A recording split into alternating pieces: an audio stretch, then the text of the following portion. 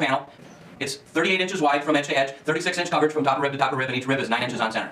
One side of the panel is an underlap, and the other side is an overlap. How do you distinguish between the underlap and the overlap? The underlap has a drain channel. The drain channel side of the panel has a lower hip on the rib, okay? So these are called the hips on the rib. There's one on each side. Notice on the overlap side of the panel, the hips are in exactly the same place, adjacent to the top of the rib. But on the underlap side, we have a lower drain channel or lower hip.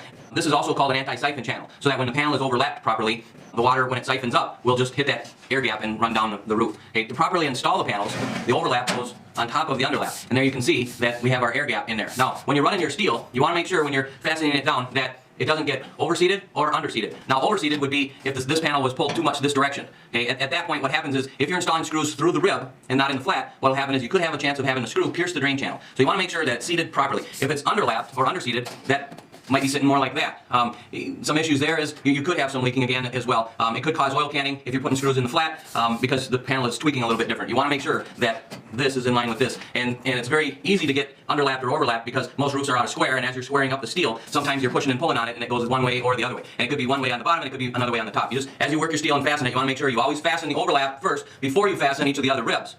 That way you have this locked in and it's going to drain properly.